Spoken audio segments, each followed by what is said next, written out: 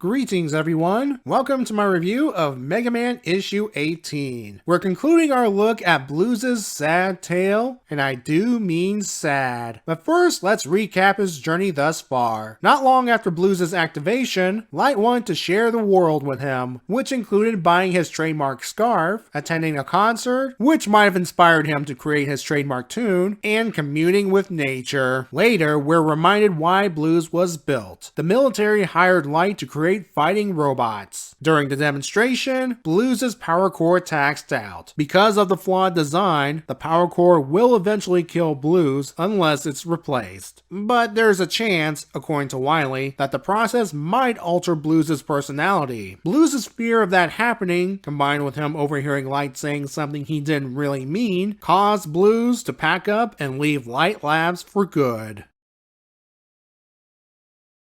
So here he is, Blues with a duffel bag filled with E-tanks going out into the world. He knows the power core will eventually kill him, but he'd rather live the rest of his life as Blues than as someone else. Right away, he finds out the world is a lonely place as robots and humans see him as a human. He is the prototype robot master, and it'll be years before others like him start appearing. And this guy, whom I presume is a shopkeeper, thinks he's a kid in a costume. Goes to show even back then, Light can build them. Speaking of, we see him in a very sorry state. Not even Wily commenting on the presumably large amount of money from the military snaps him out of it. We soon see why Light considered Wily a friend in the past, which is now I guess. Wily reminds Light that he needs to complete the less advanced combat robots, those Army Joes or whatever the military wants to call them, and the money from the sale will help Light fund his real vision of free-thinking robot masters. Wily wants to help despite that ban. He says there are loopholes around it, and he wants to keep Light focused on the task even as Light is thinking about making robot children separate from the robot masters. That's enough to snap Light out of his funk, and the two agree to work together. Yep, I'm sure nothing bad will happen later on. Back over to Blues. According to him, his power core should last a long time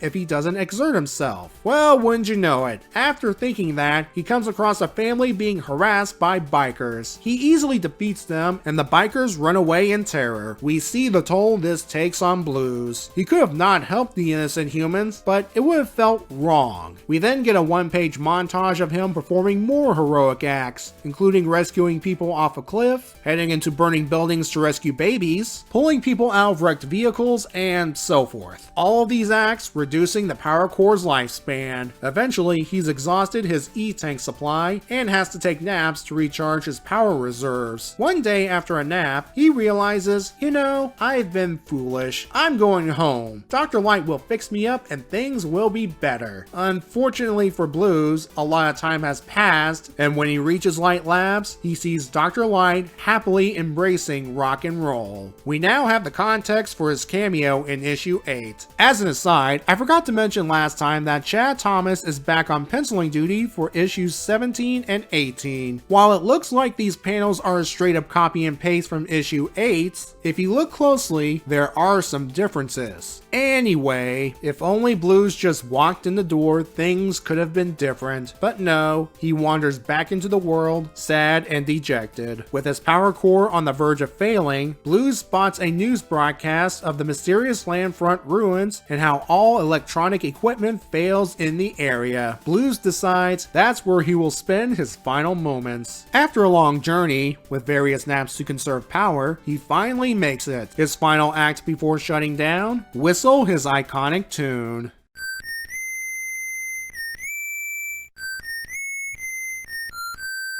This would have been the end if not for Wily's search party locating him. If you've read Wily's plot in issues 15 and 16, you'll know what'll happen to Blues. So let's move on to the backup story. It involves Gutsman arriving at a glacier research station at Iceman's request. The plan is to expand the research center, but Iceman doesn't get a chance to tell him this. After saying the glacier movement has doubled in recent years due to environmental changes, Gutsman thinks he can stop the glacier before it destroys the research center, not realizing the glacier is only moving a few inches per year. Iceman puts an end to Gutsman's stupidity the only way he knows how. Later, Iceman calls Dr. Light, who's working on a familiar blue helmet, asking for someone to pick up Gutsman ASAP. And we end the story and issue with this image of a frozen Gutsman.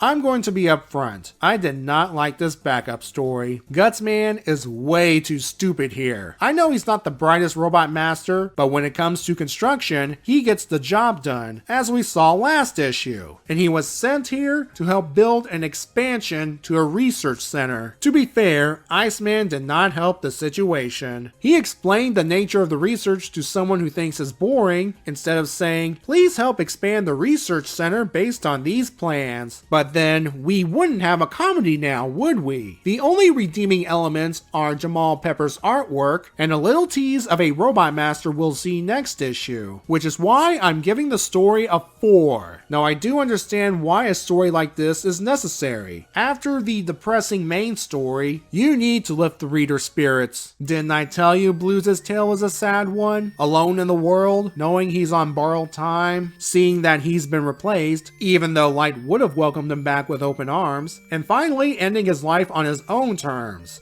Sort of. I'll get into that in a bit. Blues himself said he would have lasted longer if he didn't exert himself, but he did by helping various humans on his travels. So why did he help those various humans? Perhaps Light instilled the need to appreciate life in Blues, best exemplified with this panel from last issue. His actions are a prelude to what he'll do as Proto Man, help out as much as necessary, then move on. The lone wolf hero. And when he finally reached the landfront ruins, you could say he did die. But then Wily did his thing, provided the helmet, shield, and nuclear core, and Blues was reborn as Brakeman. Once again, we have some nods sprinkled throughout this tale. The Army Joes are obviously a reference to the Sniper Joes. Fun fact, the Sniper Joes were based off Proto Man in-universe, and Proto Man was not happy about it. We also have Blues calling this guy Green Biker Dude, the fan nickname given to X's writing partner at the beginning of Mega Man X2, who tragically lost his life. After giving it some thought, I've decided to give this story a 10. As this series is closely following game events, we needed to have Blues and Wily meet up as part of the setup for Mega Man 3, as I've said in the past. And to briefly talk about Wily, you might say he's taking advantage of an emotionally vulnerable Light. I still see him, at this very moment, as a friend that Light needed. Come to think of it, what would happen if Light treated Blues and Wily differently in the past? We could play the what if game all day, and I'm sure there are fanfics that explore these options, but we need to stick to the game path. We're actually taking a detour from that path for the next few issues. If you think having a two-parter is crazy, get a load of this. We're going to have a series of single-issue stories that will allow us to explore the world of Mega Man, and the first one, issue 19, will have Mega Man's sister Roll as the hero for once. See you then.